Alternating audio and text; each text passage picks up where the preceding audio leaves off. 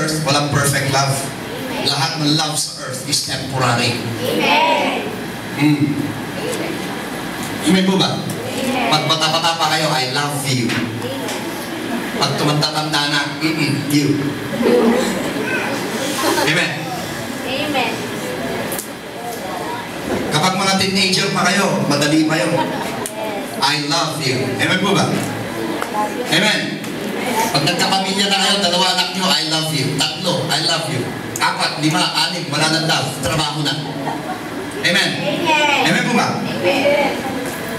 Amen. There is no perfect love here on earth. That's why people always get into trouble. Amen. Because there is no perfect love here on earth. Kayong mga teenager, huwag kayong magkakabigla-bigla. Amen. Marami pa kayong tatahakin sa inyong buhay. Pag may nakilala kayo ngayon, huwag mo nang malalaglag ang inyong loob. Marami pa kayong tatahakin sa inyong buhay. Tandaan po natin, walang pagsisisi na nasa unahan. Lahat ng pagsisisi ay nasa huli. Amen po ba? Now, if you are in proper age, you thank God and ask God. At sasabihin mo, God, is this for me? And God will give you the answer. Amen po ba? Amen. Ang pag-ibig po na perfect ay wala dito sa ibabaw ng lupa. Yung iba, pag masaya-masaya. Ba't ka masaya? Why are you blooming? I'm in love. Why are you blooming? I'm in love. Amen po ba? Pagantay ka ng 2 taon. Why are you blooming? I'm not in love anymore. Amen po ba? People change. Perfect love. Ang enemy po ng isang Kristiyano is fear. Makinig po kayo sa akin. Fear. Sino po rito yung taong kailanman hindi siya natakot? Itaas yung kamay. Wala. Our enemy is fear.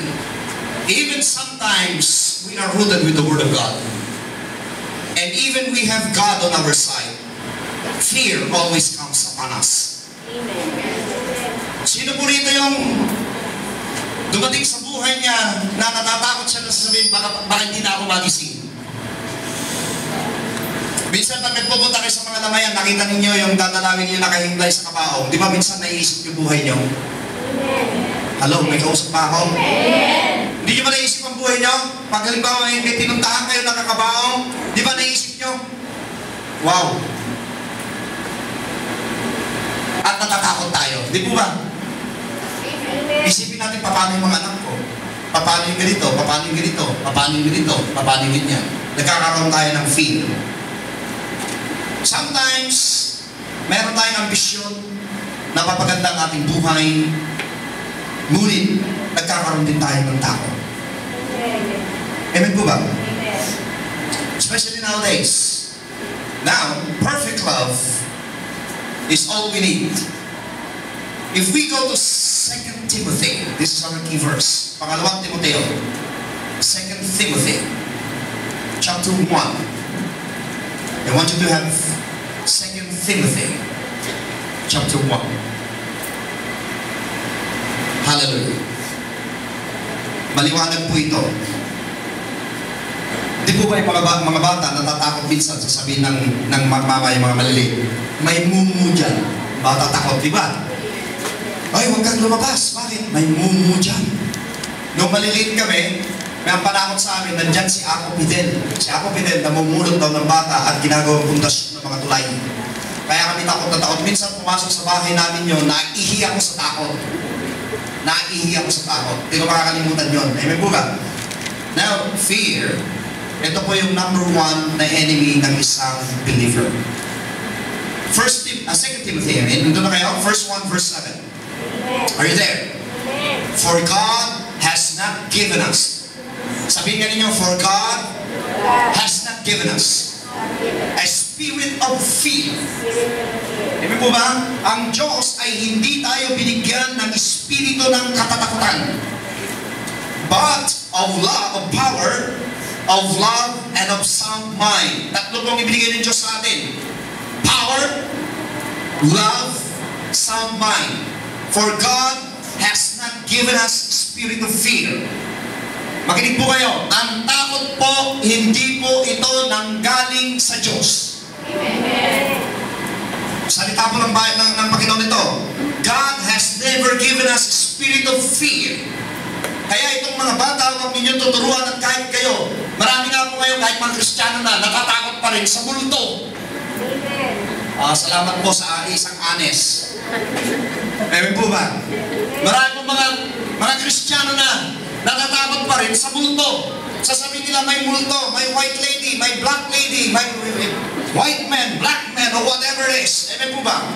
Kung ano-ano mga sinasabi nila. Amen. Maliwanag pa po sa sikat ng araw, God never gives us a spirit of fear. Bakit hindi binigay sa atin ng Panginoon spirit of fear? Because fear comes from the enemy. Natatakot ka mag-apply ng trabaho. Nandiyan ang enemy, nag-aral ka, mag-apply ka ng trabaho, tapos sasabihin mo, baka hindi ako tanggapin. You just give place to the devil. Hello? Meron kang gagawin, may plano ka sa buhay, hindi mo kayang magawa, natatakot ka. Can I do it? Natatakot po tayo. Fear. Kapag ang Kristiyano po, nagtanong na po ba kayo minsan sa buhay niyo, totoo kayang may Diyos? Totoo kayang may Diyos? Totoo kayang nandiyan ang Panginoon? Pag ang isang mananampalataya ay nagtanong na totoo kaya ang Diyos, nariyan kaya ang Diyos, yan din po ay spirit of fear. You don't trust God. Amen po ba? Kaya pag nagtanong ka, nandiyan ka kaya Panginoon, sigurado kaya nandiyan ka, may Diyos kaya, you have a spirit of fear. Ang sabi ng Panginoon, I am with you always. So, dapat po, alam natin na ang Panginoon, saan man tayo magpunta, kasama natin. Amen po ba? Now, fear is spirit. Sabi mo sa katabi mo, fear is spirit. Pag may tao pong matatakotin, yan po ay inaalihan ng espiritu ng pagkatakot. At yan ay bondage po yan. Fear, don't you know, fear is bondage. Kung babasahin po ninyo ang encyclopedia ng Danmon Phobia, di ba? Amen. Takot sa tao. Human phobia. Takot sa tubig. Ano yung takot sa tubig? Oo. Hydrophobia, di ba? Ay yung takot naman sa height. Di ba? Kapag pupunta lang sa elevator, amen po ba? Pag gano'n, may mga takot po sa height. Minsan po, sumakay ako ng aeroplano, akala ko may nanganganak sa likuran ko. Nung pag-take off ng aeroplano, sabi niya, yung pagtingin ko, pala takot siya sa height. Kasi po, pag nag-take off ang aeroplano, mararamdaman mo yung parang may tataas dito sa iyong bituka. Amen po ba? Amen. Those fears, you can overcome those fears. Hello? Amen. May mga tao doon po takot magpunta sa church. Amen. Ayoko magpunta sa church. Bakit? Makakarinig ako ng sermon ni Pastor. Hello? Amen. May Bible study tayo ngayon. Ayoko. Kaya may takot ka kasi those fear, they are spirit. Minsan mga babae, wala kayong tiwala sa inyong mga asawa. Fear. Amen po ba? Natatakot ka. Amen. Fear is a spirit. It comes from the enemy. Inilalayout ko po yung fear. According to Ephesians 6:12, for we wrestle not against flesh and blood, but against principalities, powers of darkness, forces in the air. And according 2 Timothy 1 verse 7, God has not given us a spirit of fear. Sabi natin, spirit of fear. So ang fear po, ito'y espiritu ito. Ang takot, ito'y espiritu espiritu. Kaya dapat yung mga anak ninyo, pinagpipray ninyo, i-cast out ninyo ang fear. You can cast out fear because fear is spirit itself. Nagpupunta po sa tao itong fear na to. Espiritu po ito. At ito po ang sumisira sa buhay ng maraming Kristiyano. Why? This is a bondage. Sabi ng Panginoon, pasasaganayan kita, natatakot ka na managana ka. At sasabihin mo, imposible na yata. Fear. Wala kang tiwala sa Panginoon. Sabi ng Panginoon, pinagaling na kita sa lahat ng sakit na karamdaman. Natatakot ka. Sinasabi mo, magaling na kaya talaga ako. Fear. May takot po tayo. Pag may takot po tayo, God cannot work on our behalf. We need to be delivered from it. Akala ninyo, ang inaalihan lang ng masamang espiritu ay yung bumubula lang yung bibig o yung magugulo lang. Ang matatakutin din po, ito po ay masamang espiritu nasa katawan mo. And you need to cast those fear out. Sometimes po, yung kahit yung mga anak ninyo, hindi nyo maiwan sa bahay. Mami, ang dilim, may kumilos doon. Merong spirit of fear doon sa bahay ninyo at may spirit of fear sa batang yan. Hello? Eh ano kung gumalaw? Di gumalaw ka rin? Hello? Si Satan yun. That's the spirit of Satan. Amen? Kapag may nakita kayong gumalaw, I cast you out in the name of Jesus. Ipakita mo you have the authority. Kasi mo kapag niloloko ka at ikaw ay nagpapaloko, gustong-gusto kang lokohin. Remember, nung pong maliit ako at pag may ginugulat kami, at yung ginugulat namin na tao ay laging nagugulat, tuwang-tuwa po kami. So ang ginagawa namin, gumagawa kami ng paraan kung paano siya gulatin, naggulatin. Pero kapag ikay ginulat, sinindak ka, at hindi ka tinalabat, sabi mo, lumayas ka sa pangalan ni Jesus, yan magkugulat na hindi ka nagugulat, sabi mo, hindi naniniwala ito. The same thing with our spirit of fear. Amen? We can do anything. We can do anything through Christ who gives us strength. We need to be delivered from it. It is used by Satan and his cohorts to drive away believers in receiving the promises of God. Ano ba ang promise ng Panginoon? Tingnan natin kung paano naka-influensya ang fear sa Israelites. Ang Israelites po ay pinangakuha ng Panginoon to take possessions doon sa land flowing with milk and honey. At ito po ay promise ng Panginoon kay Moses. I want you to open your Bible. Tingnan natin yung promise of the Lord. Exodus 33. Go to Exodus. Genesis, Exodus. Second book of the Bible. Hallelujah. Exodus 33. At ito rin ang pangako ng Diyos sa iyo. Kapatid, this is what God has promised you. At ito ang promise niya sa Israelites. Exodus 33. Are you there? Yes. Tingnan nyo, are you there? Yes. Kailangan basahin ninyo ito para maintindihan yung lesson. Exodus 33 verse 1 and 2. Sabi naman, then the Lord said to Moses, depart and go up from here, you and the people whom you have brought out of the land of Egypt. Egypt is a land of bondage. Nakalaya ka na. To the land which I swore to Abraham, Isaac, and Jacob. So ito yung pinangako ng Diyos kay Abraham, kay Isaac, at saka kay Jacob. Amen po ba? And to your descendants, I will give it. Take note ninyo yung verse 1. Sabi ng Panginoon, I will give it. Amen po ba?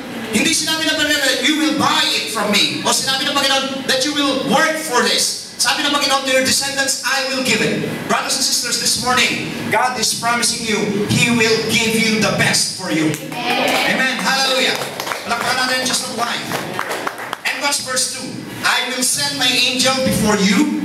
I will drive out the Canaanite. Tingnan niyo yung mga tribo, Canaanite, the Amorites, the Hittites, the Perizzite, the Hivite, the Jebusite. Sabi ng Panginoon, itong mga tribo ito, binigyan niya ng pangalan.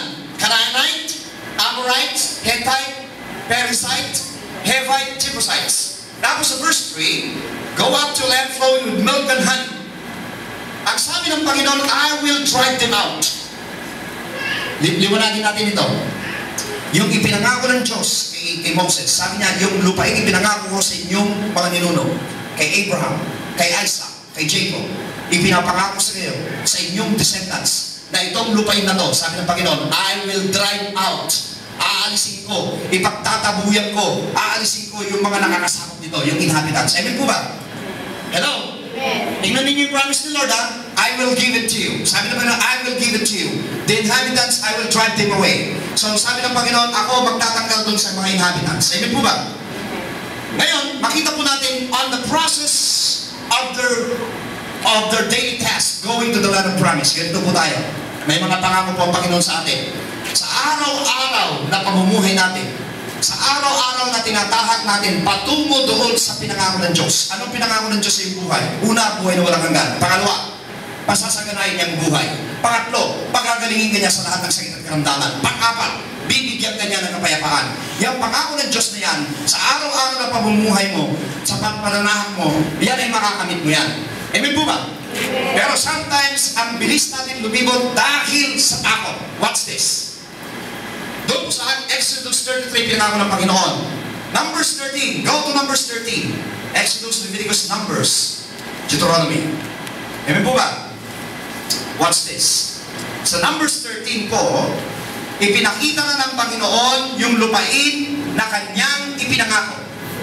Sabi ng Panginoon, eto na, dumating na tayo sa lupain na aking pinangako. Sabi niya sa Numbers 13 verse 1. Verse 1. And the Lord spoke to Moses saying, send men, verse 2, to spy out the land of Canaan. Mag-utos ka na ng mga espiya, sabi ng Panginoon, which I am giving, watch the construction of word, I am giving to the children of Israel. From each tribe of their fathers, you shall send a man, everyone a leader among them. Sabi ng Panginoon, pasukin na ninyo ang Kanaan. Mag-utos ka ng mga espiya, sapagkat ito na yung lupang ipinangako ko na ibibigay ko sa inyo. Hallelujah. Amen po ba? Amen. Sa Exodus, sabi ng Panginoon, I will give it to you. They claim it. Ngayon, sabi ng Panginoon, papasukin na ninyo. Kaya nga sila naglakad doon sa disyerto, doon sa ilang, kasi excited sila na matanggap yung pangako ng Diyos. Kapatid, kaya tayo nagpapagal sa ating pananampalataya. Excited ka bang matamo yung pinangako ng Diyos? Amen. Amen. I am excited every day. I am excited. Every time I wake up, I say, praise the Lord, hallelujah. It's another day to receive the blessings from God. It is another day to receive good things from God. Amen po ba? We must be excited. At pagpunta natin sa pagtahak nila, sabi ng Panginoon, pasukin na ninyo, tignan na ninyo yung lupang aking pinangako. Hallelujah. Ito ginawa nila. Are you there? Are you there? Amen. Numbers chapter 13. Amen po ba? At nakalimutan na yata nila yung pangako ng Diyos. Amen. At ito na po ang nangyari sa kanila. Verse 27 to 29. Verse 27. Sabi, nakita na niya? Are you there? Verse 27. Ito po sabi nila. Then they told him, they said, we went to the land where you sent us. It's truly, totoo, sabi nila, it flows with milk and honey. And this is its fruit. May sampal pa silang bunga. Nevertheless, eto na po, pumasok na yung spirit of fear. Nevertheless, the people who dwell in the land are strong. Yung mga natira ay malalakas. And the cities are fortified and very large. Moreover, we saw the descendants of Anak there. Si Anak po, ito yung mga taong higante. Nakalimutan na yata nila yung pangako ng Diyos sa Exodus 33 verse 2. Nasabi ng Panginoon, binanggit ni Panginoon yung mga Amalekites, Amorites, Jebusites, Perizzites. Ito'y aking itataboy, sabi ng Panginoon. Amen po ba? Hello? Ang sabi ng Panginoon, itataboy ko ito mga to, and I will give it to you. Tumayo po sa verse 28. Hallelujah. Amen. Tingnan ninyo sa 29. Bago tayo mag-ano. Tingnan nyo sa 29. Ano yung binanggit dito sa Numbers 13 verse 29? The Amalekites. Hindi ba binanggit dito sa Exodus? Sabi ng Panginoon, itong mga inhabitants na to, itataboy ko. Sabi ng Panginoon, di po ba? Sa verse 29 ng Numbers 13, binanggit po yung pangalan ng mga inhabitants. The Amalekites dwell in the land of the south, the Hittites, the Jebusites, the Amorites dwell in the mountains, the Canaanites dwell by the sea and along the banks of Jordan. Makita natin itong mga inhabitants na binanggit dito sa Numbers 13, verse 29. Ito po yung sinabi ng Panginoon sa Exodus 33, verse 2. Nasabi itong mga inhabitants na ito'y itataboy ko. At sila'y natakot. Sabi itong inhabitants na ito'y malalakas sila kaysa sa atin. Kayang-kaya nila tayong titirisin na parang mga tipaklo. Hello? Fear. Fear. Fear. Kaya ang Panginoon hindi ko na please. Kaya imbis na makapasok sila, na galit ang Panginoon. Mga kapatid, sa ating buhay Kristiyano, especially now, we are under grace. Mas mapalad po tayo kaysa sa mga nasa Old Testament. Pero, ang minsan, ang nangyayari, kaya po tayo hindi nagtatagumpay sa ating buhay, kaya nagapak yung ating Christian life, the manifestation, because of fear in us. Natatakot tayo. Sinasabi natin, Panginoon, kasama kaya kita? Meron kayang Diyos? Totoo kayang ang Panginoon ay sasamahan niya ako? Totoo kayang palalayain ako ng Diyos sa kahirapan? Totoo kayang pagagalingin ako ng Panginoon? Nagkakaroon tayo ng takot. Yung nangakong Diyos siya'y tapat. God is not a man who must lie. Yung Diyos na nangako sa atin, tapat siya, at yung pangako niya kailanman, ito'y magkakaroon po ng katapatan at kailanman hindi ito mabubura, hindi ito mababawi, hindi ito ibig sabihin mapapalitan, kasi yung Diyos na nangako sa atin, iisa ang kanyang salita. At pag sinabi niya, nangyayari. Amen po ba? Amen. Sa buhay po ba may mga kinakatakutan kayo? Amen. Di ba pag dumadating na yung bills, natatakot na tayo? Bayaran na naman. Nandiyan na naman yung mamang namasa. Nandiyan na naman yung mamang mirato. At pag dumating yung mga bills ng credit card, at pag binuksan mo, boom, punong-puno ka na pala. Pagkatapos mayroon pa mga surcharge. Di ba natatakot ka? Hello? Kakonti ang honest ngayong umagang ito. Hallelujah. Amen po ba? Di ba tayo natatakot? Amen? Amen? Minsan naman, kapag yung may mga savings sa bangko, nasabi nila, yung savings ko, sapat-sapat lang, kulang pa na pambayad sa mga bills. Amen? Sasabihin ng diablo sa'yo, well, ayusin mo muna ang buhay mo. Pagbibigay ka ng sa church, tithes and offerings, sasabihin ng diablo sa'yo, uy, unahin mo muna yung obligasyon mo. Unahin mo muna. Mapuputulan ka na ng kuryente. Don't be stupid, sasabihin sa'yo. Unahin mo muna yung bills mo. Unahin mo muna yung water bill mo. Unahin mo muna yung pag-aaral ng mga anak mo. Unahin mo muna yung ganito. Fear. Wala kang tiwala sa Diyos. Ang sabi ng Panginoon, bring to me all into my storehouse, all the tithes and offerings you have brought me, sabi ng Panginoon. Amen po ba? Natatakot tayong ibigay yan para sa Diyos. Amen po ba? Nung Friday, ganda po yung interaction namin sa Bible study, napunta po kami sa tithes and offerings. Ang ganda po, kanya-kanyang patotoo. Ako po nagpatotoo sa tithes and offerings at nangyari po sa akin to. At hindi po nahihiyang patotoo dito sa church. During the time na nagtatrabaho ako po sa Amerika. At nag-start po ako, sabi ng ate ko, kumuha ka ng automotive para magandang kita mo. Amen po ba? Ang unang trabaho ko doon ay manager ng PepsiCo. At nung gusto ko pa ng more, sabi ng ate ko, mag-aaral ka. So nag-aaral ako. Amen po ba? At nung makagraduate ako, nagsimula ako ng okay sweldo lang. Ang sabi ko sa Panginoon, Lord, magiging matapat ako sa iyo. Lahat ng hahanapin ko, yung ikapo, ipabalik ko sa iyo, Panginoon. Amen po ba? I'm very loyal. For 3 months, I was promoted. Ang bilis po ng promotion ko. 3 months only, I was promoted. Patuloy po yung pagtatides ko. Then, another 3 months came, na-promote na naman ako. Hindi na po ako technician, kundi ako yung naging shop manager na. Amen. Then the manager, tinawag po niya ako, sabi niya sa akin, halika, we promote you and we are very glad to say na effective today, sabi ikaw ay shop manager na. Okay, umattend po ako ng training, nag-training nila ako. Ito po maganda, nung dumating na ako after training, at doon ko na lang sa training center, natanggap ko po yung paycheck ko ron, amen? Yung advance payment nila kasi magti-training ka, itinaas po nila yung sweldo ko, naging $1,000 a week. A week! At nung magtatides na ako, sabi ko, Lord, ang laki na. Tapos bubulong pa si Satanas, 1,000 times, dati po ang peso natin 46, times 46, ching ching ching ching ching ching ching. Wow, nagkukumpit po ako sa utak ko, ang laki na ng tides ko. Amen? Amen?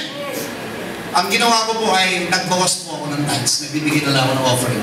What's this? Brothers and sisters, this is true. All of a sudden, one morning, I went to work. And to my surprise, the company that I am with is closed. Sarado na. Amen? Sarado na. Wala na akong mapasukan. Wala na akong mapasukan. Why? Hindi ako naging loyal. Umasok yung spirit of fear at dumulog sa Satanas. Pinakinggan ko naman na sinabi niyang malaki na ang tithes mo. Ang fear is the instrument of the devil to derail us. Derail. Para tanggalin niya tayo, kumbaga sa release, para i-derail niya tayo sa release natin. It is the instrument of the devil para tayo po ay mawala yung ating composure sa Panginoon. Is the spirit of fear. Akala kasi nung iba, spirit of fear yan, matatakot ka lang sa mungo. Hindi po. Minsan natatakot din tayo na yung mga pangako ng Panginoon ay hindi maganap sa ating buhay. It is also a spirit of fear. Amen po ba? Hello? Humihina po yata yung pag-amin ninyo. Amen. Sabi ng Panginoon sa kanila, I will drive out these inhabitants. At nung nakita nilang malalaki, sabi nila, no, we cannot overcome them. They're too big for us. Sinabi ba ng Panginoon na they will need to fight to possess the land? Ang sabi ng Panginoon, the land I will give it to you. So all you need to do is to go in sa ating mga buhay Kristiyano. Ang gagawin lang natin ay pumasok po tayo sa spirit real ng Panginoon. Ano man ang kaganapan sa kapaligiran, nagkakaroon man ng mga problema, nagkakaroon man ng kahirapan, ang gagawin natin ay umapak lang tayo sa spirit real. And God said, I will fight for you. Amen. Hallelujah. Palakpakan natin ang Diyos na buhay. Sabi ng Panginoon, I will make the rain come upon you. Kasi po ang pagpapala ng Diyos ay lalapit sa atin kung lalapit tayo sa Kanya. Kung lalayo tayo sa Panginoon, lalayo din po yung pagpapala kasi lumalayo tayo sa Kanyang spirit real. Dapat po palapit tayo at no matter what the consequences is, no matter what's the circumstances, no matter what is happening, lumapit tayo sa Panginoon. We keep on pushing because we don't need to fight. It is God who fights for us. Palakpakan po natin ang Panginoon. Hallelujah. Sabi mo sa katabi mo, hindi mo kailangan nervyusin. Come on, sabi mo sa katabi mo, hindi mo kailangan nervyusin. Ang tao po ay ninenervyos. Sino dito yung sumasahod na aking katapusan? Di ba? Pagsahod ng aking bago dumating aking nakasulat na, Meralco, Nawasa, Market, kung ano naman, miscellaneous. Chiching. You know that? Short. Mas malaki yung palabas kaysa yung papasok. Amen po ba? Kaya ang tao niya tinatamad na magtrabaho. Amen. Wala na akong gana. Bakit? Ang panghanap buhay ko na lang. Dadaan dito. Lalabas sa kabila. Anong klaseng buhay ito? O Diyos ko. Ginamit mo pa ang Diyos. Hello? Kalabitin mo yung katabi mo. Sabi mo, he's talking to you. Amen po ba? Amen? Fear. Akala ko ba God is the provider? Akala ko ba God is the supplier? Bakit ka natatakot? All you need to do is to just keep on pushing. Amen po ba? Kapag mayroon tayong opportunity na magtrabaho, maghanap buhay, keep on pushing. God will do the rest. Pero ang blessing hindi mo darating sa atin kung tulong tayo ng tulong. Amen. Ang taong tamar. Makinig po kayo. Ang taong tamar.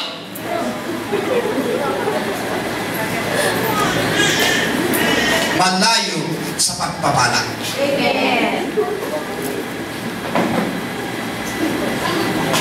Amen. Amen. May kilala po ba kayong mayayaman na tao? Yung mayayaman na talaga. Amen. Ang maaga gumising ng mga yan. Amen. Sasabihin ko sa iyo, tapos sasabihin mo, bakit itong mga to ang aaga bumangon? Eh, maganda naman ang buhay nila. Baliktad nga po sa community natin kung sino ba yung nagdodondonan, yun ang babangon ng tanghali.